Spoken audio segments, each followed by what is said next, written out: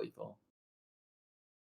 But it looks like we have another match. Yeah, so this is our other matchup, which is Tom Hep against Eric, who is on Shadow. So it's Bug Depths against Blue Black Shadow, as you can see from this duress. And we're watching it from Tom Hep's side. And luckily we get to see the hand here. I'm actually going to take a note, that way I don't forget. Or I think Tom's hand is pretty good. yeah, I do like having access to Reclaimer. Definitely a big addition to these decks. I think I would take Ponder probably and just try to six them without a second land. Yeah, I think that would be my plan. Then I would probably play one of the Reclaimers out. Yeah, this hand's like pretty good for Tom, except for the fact that there's 2 Brazen Borrowers. But the fact that you have Reclaimer just makes Yeah. all your turns so nice. Like you Well, get to slowly assemble your plan. yep. It's kind of what Edgar was alluding to earlier, that you can just start putting the opponent into spots where their mana's just wasted leaving up Brazen Borrower, because you get to And present you, the opponent. yeah, and you get to develop your own plan because you can like activate your Reclaimer, go get other lands like maybe Wasteland or access stages or whatever. Oh, I forgot about Wasteland. Maybe you could just get Wasteland here. Oh, it comes in play tap. So if they Yeah, miss a land drop, I think you get Wasteland. yeah, I agree with that too, because I think the 3/4 body is sort of a threat. Well, the thing is, do you even want to attack your opponent? That's No. like the same question again, right? Yeah, I think you just don't have to. This is pretty I agree. different than the time we saw it previously with Delver Right. against, like Blue-Red Delver against Shadow. Here, you're just dealing 20, so it's a little bit different. Yeah, like letting them sneak in threats by dealing them chip damage is probably not worth it on average. Yeah. Let's see. So we're 4 mana away from casting this Not of This World, so it's going to be a little while. That land was a pretty good draw. I think you should actually search up. Well, let's see what Tom does. But my instinct is to search up Thespian stage. I'm not sure. Striking the Fetch actually that good. I know it gets this to a 3/4 sooner, but that doesn't stop it from many removal spells. And I don't actually know if you want to thin your deck of lands. Like, I was considering just using the Mox Diamond and the Bayou to sack the Misty Rainforest, but it's like pretty minor.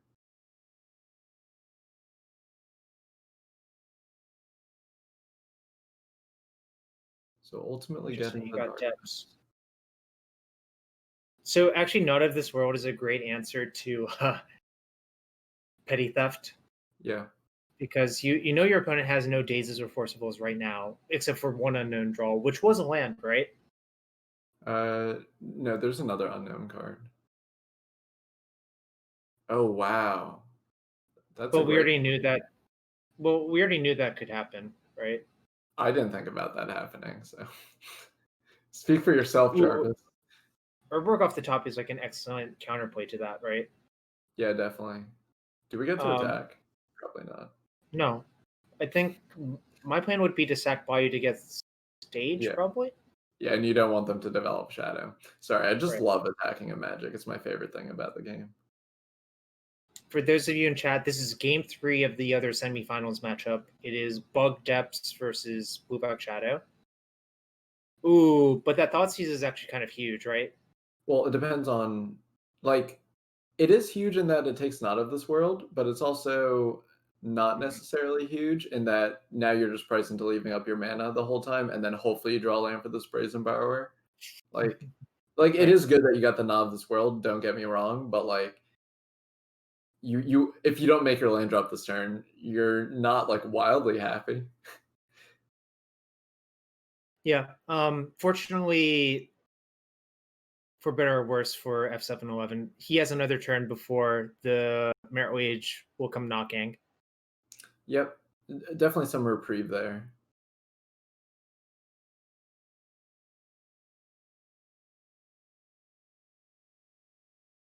So ultimately taking the Not of This World, which just has to happen. Well, the other card has no text. Yeah, pretty much, so right? the hand's known. But if the Delver flips, you can also leave the Delver on defense sometimes. Yeah, and that's like pretty good. You also have Brazen Borrow on defense, depending on how it plays out. So, like, if you draw an untapped land, you can flip. Well, depending on how things happen. So that is not a good draw for a lot Yeah, of reasons. lets you play the Mox Diamond if you want to, but I don't even know if that's beneficial this particular turn. No, I think my instinct would be to just say go and double stone rain them. Can we? Are we allowed So, to? but well, Oh, what you can do is EOT rotate your depths into a wasteland. yep, that's what I want to do too. So, Yeah. so it has to be right. We both came up with it. No, just kidding. Like Tom, Tom sees all these lines, so Yeah, Tom whatever. has played a ton with Dark Depths and Stage and Reclaimer and Rotation.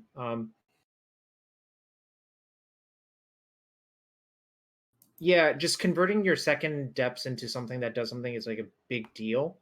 Yeah. And he's waiting to do it to see if his opponent draws Wasteland. Because if your opponent draws Wasteland, that actually like extremely affects the outcome of the game.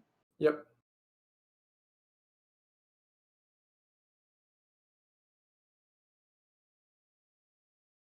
So the draw for the turn was something that didn't flip Delver. So that's a very narrow range, and we find out Yeah. that's the sideboarded island. Honestly, this situation is very good for Tom, I think. There's like not that much pressure on him. It's still so you do need to end up going for a line eventually that involves like Sajiri Step or something like that, because between a Yep. flip Delver and Brazen Borrower, there is going to be a blocker for Merit Lage. So I So think I think what has to happen is if Tom draws another land next turn, he can play Mox Pitch and wait 1, 2, 3. that's not enough to leave up Reclaimer. It would be if Well, we depending on drew what land you another get land. here. Yeah, yeah. If you don't, No, it doesn't because Urborg lets you tap all of your lands for mana, right? oh yes, yes, thank you. So if you draw another land, you have 3 lands in play now. You'll have Dark Depths in the other land in play. So then 3 of the lands go away for the Dark Depths, and then you have 2 for the Reclaimer. Yeah. Yep.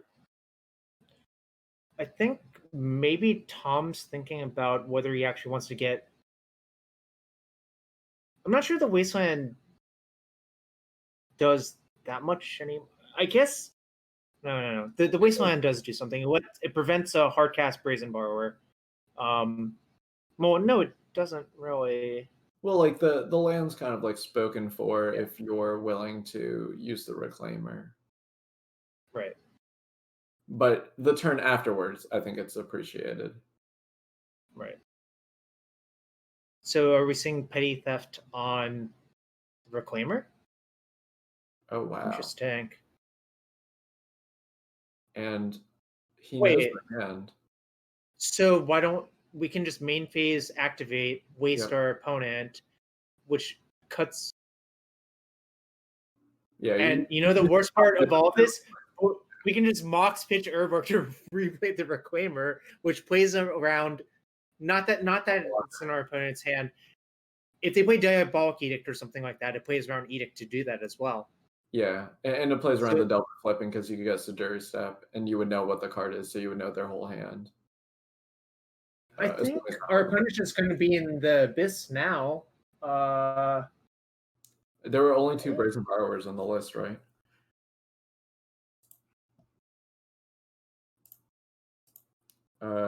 That's yes. Yeah. That's what it looks like to me. So this is actually just the hard lock. Wow. Okay, so yeah, you can see Tom smelling the blood in the water there and just very quickly executing the main base plan. Well, once Tom saw the second pay theft get used, he's like, "Oh, my opponent's just leaving themselves open." Mhm. He knows when there's blood in the water, and there was blood in the water right there.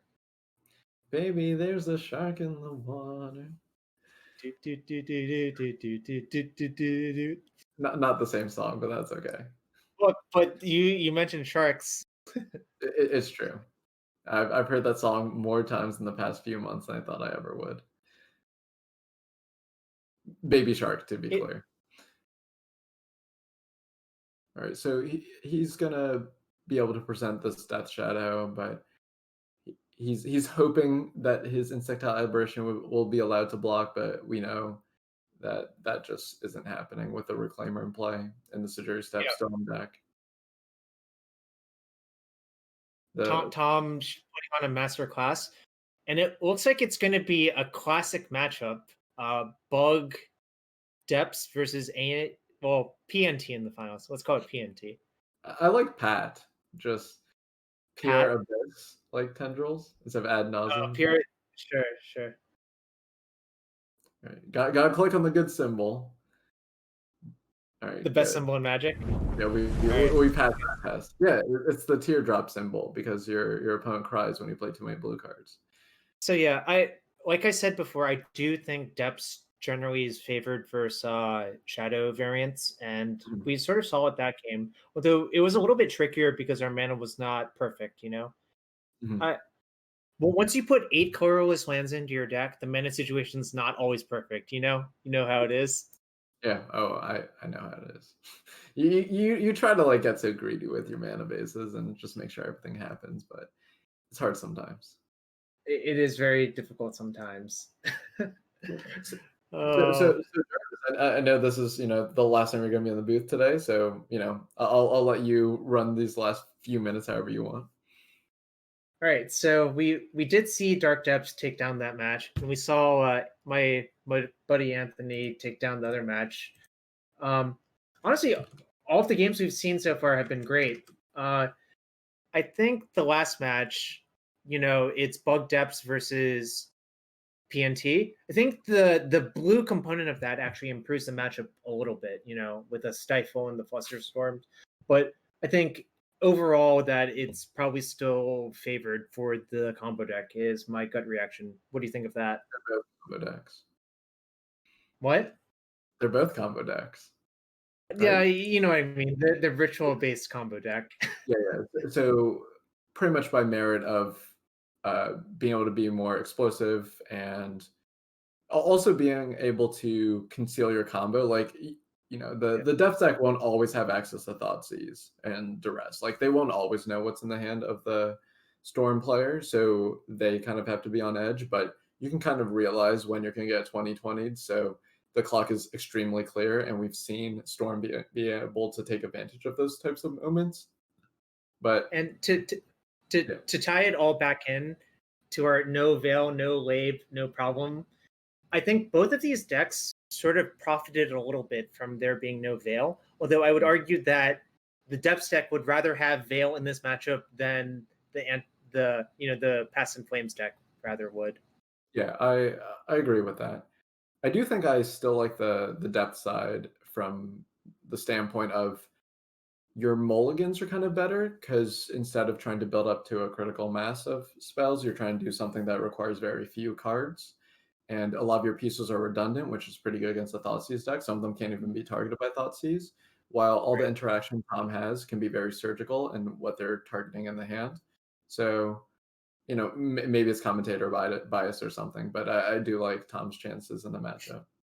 Yep. Anyways, I'm gonna peace out now, and Edgar's gonna be in the booth for this finals matchup, and it's going to be fireworks. So stick around, y'all. Yeah, thanks for everything, Jarvis.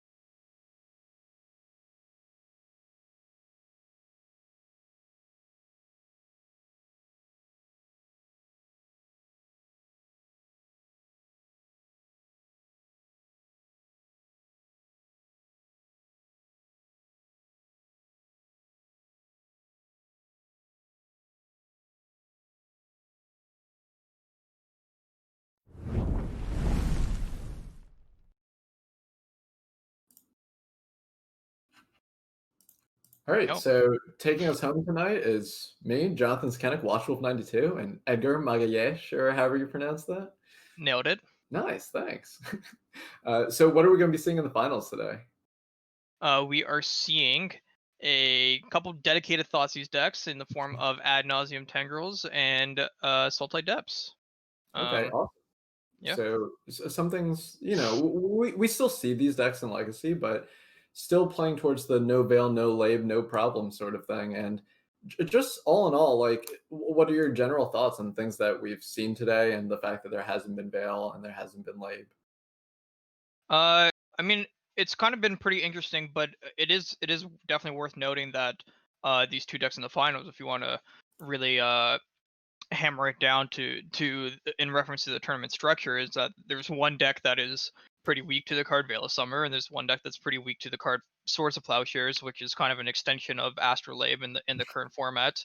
And it's kind of neat to see these two decks rise to the top when those cards are absent from the format, whether or not that has to do with that. And I mean, Depths is also a deck that has a lot of discard spells in it, so Veil of Summer relevant against them too. So it's good to see Yeah. them.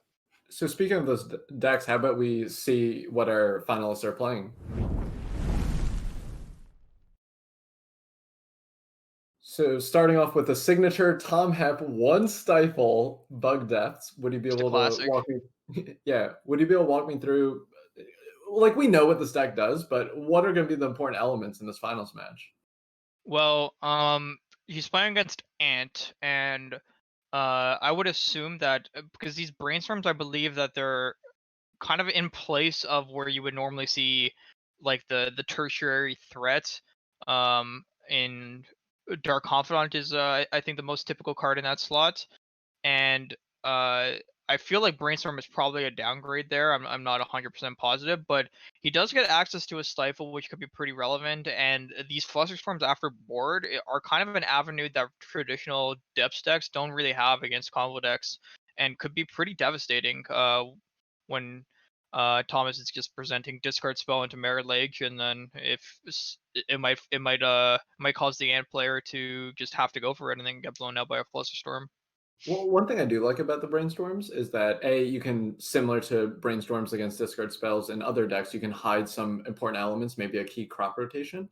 Another thing that brainstorm allows is that um, it allows you to kind of look at cards at a faster rate than depths would want to. Like you're kind of trying to turbo in this matchup and allows you to see many cards so you can try to go off the turn sooner. And sorry, we don't have enough time because we're just getting right down to the action. So we're not Right going to into be the able to look at action. the first, but Yeah, yeah. we might blink and miss it, so we gotta get into this. So we have Anthony on the play, and pretty big deal because since both decks are discard decks, if for instance Tom only had one discard in his opening hand, Anthony could just get rid of that and conceal the information, or not allow Tom to poke a hole into his hand. But Tom did have two copies of Inquisition of Kozilek, so just dealt with the crop rotation instead and slow Tom's development.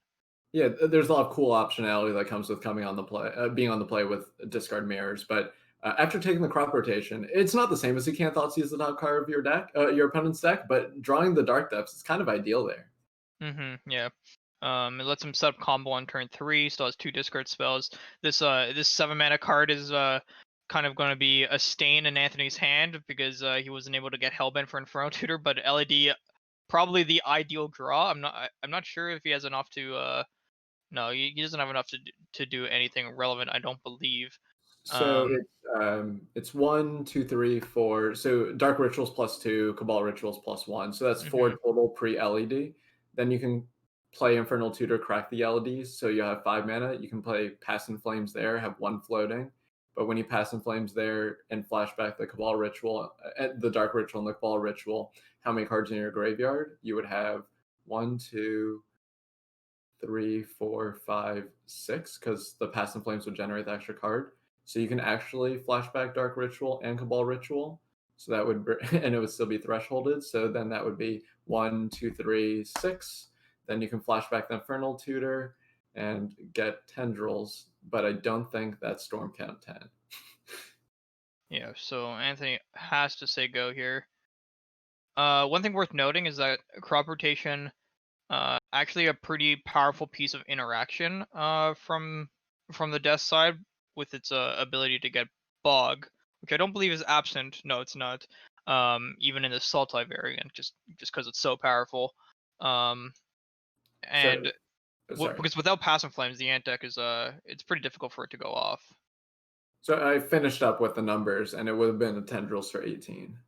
Okay, yeah. So I guess one spell short, unfortunately, and now this Inquisition is going to likely take the Inferno Tutor. Yeah, and And now really uh, far away, kind of. yeah, Anthony probably needs a brainstorm or something of the sort. Um, although, if he just manages to, because you could even just crack the LED for just an additional card in the graveyard. He's actually only one card away from Threshold, so if he hits like another fetch line, I think he can just cast the Pier, which would probably be good enough. 4, 5, 6. Yeah, so you need a card that goes to the graveyard. So like another fetch land would be good. A ritual's even better. Because I assume you'll draw a land off the top half of your deck. Thoughtseize not ideal, Not quite and good enough. might just be. Oh wait, that can No, still give you because threshold, but that's not but enough then you're profit. one mana short because you have to use the one land because you can only go to from 3 to 6. So actually, Anthony, getting a little punished there for Pier over ad nauseum, I would It's because assume. we named the deck Ant. It Yeah, knows. because I think ad nauseum probably would have done it there. I mean, we don't know it's ad nauseum, but the life total was high enough that The he's probably. likelihood is pretty high. Yeah, Yeah. I guess suppose we don't know for sure. We But see the ant coming in as a result, or the ad nauseum. quick win for Depths. Now, do you think that was a more important game for Depths to win or for Storm to win? Hmm. I mean, So like obviously who important improves from both more? sides, but who do you think improves more after board? I think Tom. I think he's really getting paid off for this decision to play blue. These flusterstorms are going to be very difficult to interact with. Yeah, that was my intuition as well. So probably a pretty devastating loss from the Ant side. Well, it is Um, true that you have more pause, though, right? There's these two chain of vapors and two echoing truths, and they're not for lock elements like they are sometimes. Like they're not for bouncing Thalia. They're here to just stop the combo, which is still pretty threatening because you're not really tapping that much mana on your main phase, so it's pretty easy for Anthony to rep these. yeah, that's a good point actually, and um, it's definitely very nice that like answering the Mirror Lage is can set Tom back multiple turns, so it's not really that big of a deal if you're down on resources. But the Flusterstorm also kind of nice at answering that as well. The answers out of the Ant decks, which is doing double duty. So probably going to be pretty important to see how many copies of Flusterstorm Tom draws. I assume that's going to be a pretty integral part to the post board games. I'm kind of surprised with the keep that Tom has. I understand Reclaimer is really good, and you have a lot of lands in the deck, and Thoughtseize is also good interaction, but I wonder what's the actual like percentages. But sorry, I guess they're 100%, so that makes it a lot easier. Yeah, I mean the gemstone mine is a little bit sketchy, but I suppose worst case scenario you can just use a gemstone mine counter to crop rot it into like a bayou. Mhm. Um, if you had to, like obviously not the best use of the crop rotation, but perhaps he felt like his hand was strong enough that that was worth it. Mhm. And Yeah, if you draw a dark depths, then you just have crop rotation for Urborg to play one of these hex mages. that's true. And I guess like another like third thing you can do is you can turn one Thoughtseize, turn two Reclaimer, turn three. Oh, that doesn't work because No, the mark was that already down. one does not work, unfortunately. I should leave it to the gemstone mine expert. So after being Thoughtseize, just kind of trying to sculpt the hand and really get something together. The onus is still on the ant deck, unless if you have the chain of vapor and you think it's good to go, or echoing truth. The onus is kind of on you to be the faster deck. Yeah, and Tom seeing that Anthony's hand was fairly redundant, so just took the echoing true, so giving Tom the opportunity to just do his own thing if he can, and um force Anthony to find either more answers or a way to actually go off. Just some Yeah, more cantrips. Tom's not really doing anything too punishing though, so I think Anthony still feels fairly comfortable here. He's not that far off from going off, right? Like he just basically needs an not even an LED. He just needs spells that he can cast and get out of his hand because he can just start the next turn by casting Tutor to turn his Dark Ritual into another Dark Ritual. Yeah, I kind of forgot what the thoughts you saw. I don't think it saw two ponders, because if it saw two ponders, I kind of consider surgicling one of the ponders and just getting that discard out of there. No, I don't believe it did. I actually I'm not 100% positive either, but I think the hand was just two Tutors, a Brainstorm, an Echoing Truth, and three lands or two lands or Okay. whatever. Okay. Thanks. I'm not 100% positive though, but No, I that's believe fine. that's what it was. And Good then enough for Brainstorm hit a couple cantrips. me. Okay, that makes a lot of sense. So the brainstorm finding a Misty is good, but you're still a little bit away from the combo. Well, no, you have crop rotation, so you have crop rotation Hex Mage. So just trying to figure out how to position yourself, because you can play Urborg and Hex Mage here, and then you don't need the other Hex Mages at that point. But Yeah, if you I think you probably want to shuffle away instead. This and you can also leave up leaves Stifle. open Stifle and Crop Rotation as well if Bog. So he actually has two pieces of interaction here, Hmm. and I wonder if Anthony's going to uh yeah, I was wondering if he was going to tutor up another Thoughtseize actually, but it looks like he was trying to because he could just go this turn if this sees only one piece of interaction. But actually, I think Stifle he can beat. I, I, Um, I don't think he can beat Surgical though, because you would no, have to play Infernal Tutor on a Dark Ritual. Then, as you try to go off, the tutor in hand gets Surgical. right. So, had it been just Stifle and Crop Rod, I think he could take the Crop Rod and then pass in Flames, and then Thoughtseize the Stifle before killing Tom. But the Surgical is definitely going to prevent that, so he has to play a little bit slower here, I believe. Yeah, I wonder which element of this hand he's looking to take. Um, because you also can't take the Hex Mage, because Crop Rotation has like the option to just get Dark Depths. No, yeah, I think you need to take one of the interaction pieces because if you just take Hex Mage, um, You lose to the Reclaimer and the Crop Rot.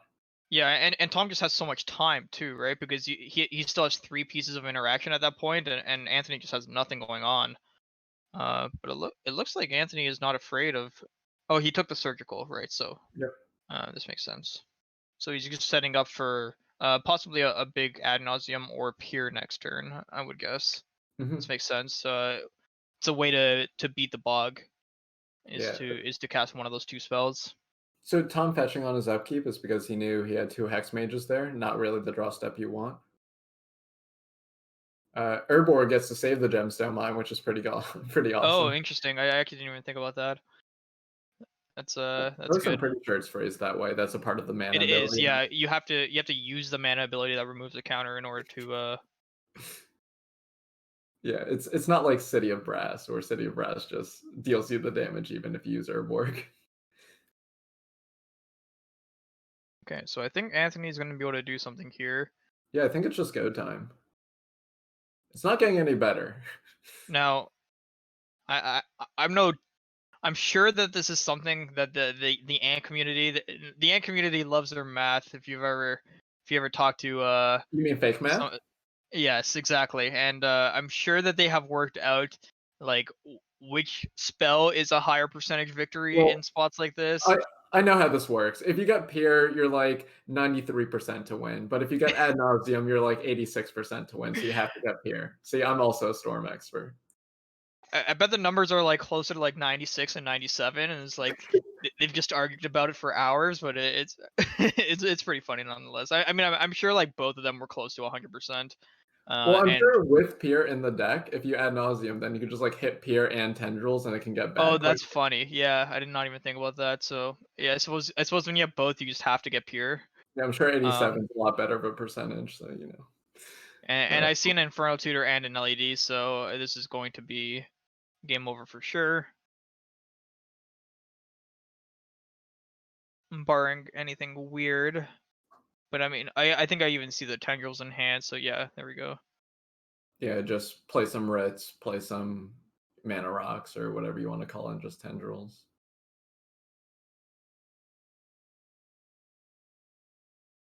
mean, thinking about it more, I'm sure pure is just like much higher win percentage. Like, I doubt that the ad nauseum draws more than half your deck on average. Yeah.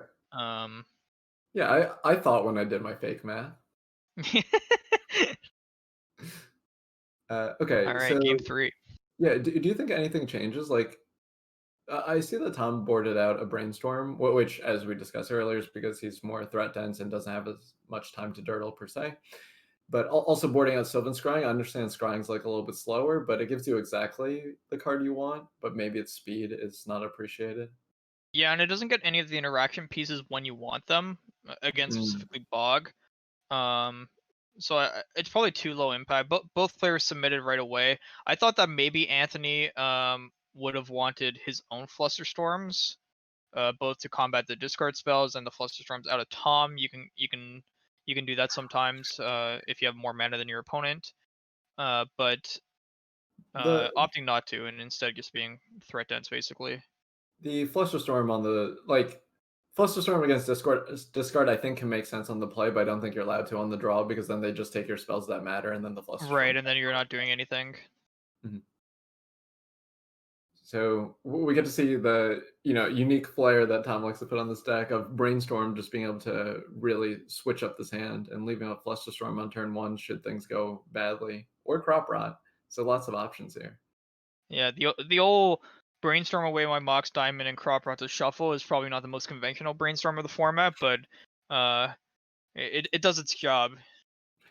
Chain of Vapor can also bounce the Mox Diamond should there be weakness and no second land drop here. And honestly, probably not that bad of a play considering uh it's a colored mana and Tom was on the play, so like he's already down resources naturally. Opting not to do it, just rather save it as powerful Mirror Lake interaction.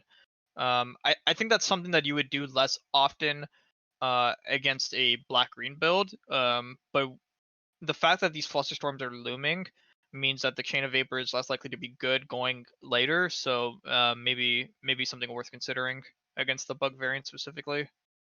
One thing that's always interesting to me from the ant side is how you want to play with having two tutors in your hand. So sometimes it's easy, like you play against, I don't know, your blue base deck, and you're like, yeah, I'll just get another discard spell. But Hmm. here it's like ritual kind of helps, like you want a critical mass, but that's bad against crop rot. It's hard when you don't know what's in the opponent's hand yet. So Yeah, there, it's a lot more difficult when you're fighting against both interaction on the stack and interaction in play. And another thing Anthony needs to be considerate of is the fact that he saw surgical in game two, and if he just fires off one of these uh tutors. tutors as like a value tutor, then he could just get blown out. Yeah, it's a good observation. Just understanding, like Tom has already showed you surgical, and it's probably better on the draw than it is on the play. So I think this Or is a pretty big discard spell from Tom. Um, Not that he really needed the interaction, but I think the knowledge is fairly important to him because he has like an opportunity to go off if he wants. Maybe doesn't know exactly how he wants to use these fluster storms, if he should tax the mana, tax the payoff, etc. And I think that the information from that thoughts is a pretty big deal. I wonder if Anthony feels like it just has to be go time now. Yeah, the LED a pretty big draw. Um, And only one of these Flusterstorms castable due to the just two color slants in the stage. Definitely don't see these things quickly, but I wonder if he can play through a single Flusterstorm in any way. Um, like tutor for LED is still +1 mana through. No, it's not. It's -1 mana through a Yeah. Flusterstorm, so that doesn't work. It's only plus mana with a threshold of Cabal Ritual, I think. So one thing that he knows is that since Tom's not playing a list with, say, Elvish Spirit Guide or something like that, there is no way for 2020 to be made right now. Mm-hmm. So he might just want to play Infernal Tutor on LED and just say, I will go for it next turn and try to have the smallest Flusterstorm possible. Right, yeah. Although next turn there's going to be two, but perhaps you can't anticipate that. Or maybe like the mana gets taxed in some sort of way, but no, you're more likely right than not. kind of Might like just wait this for it. because if he just casts Inferno Tutor, if he went LED Inferno Tutor, I wonder if Tom would just fire off a Flusterstorm. Mhm. Um, And there's still just a surgical plan that you brought up earlier. If you just play LED pass, then you can try to set up like this tutor's on the stack, and then like I crack my LED, so then you can't surgical the one that's in the yard now. Topping Island is very heads up. yeah, Sorry, snow and covered island. and Tom knows that the card that was drawn was LED. Oh, Brainstorm a huge draw there, I think. Oh, and he Yeah, finds a being able Claw to get Ritual rid as of this well. extra Infernal Tutor and now has an abundance of mana. So I feel like we're getting close to liftoff. Honestly, very disappointing that Anthony decided to play snow-covered basics in his deck. Typically, you want to do that to bluff that you're playing snow, but with open deck lists, I just would have played the nicer basic. Come on, man. And no Astrolabe. But maybe this is just the same list that he plays like normally with Astrolabe and Veils, so just like signed up the same deck. So I can't fault the person. Probably, yeah.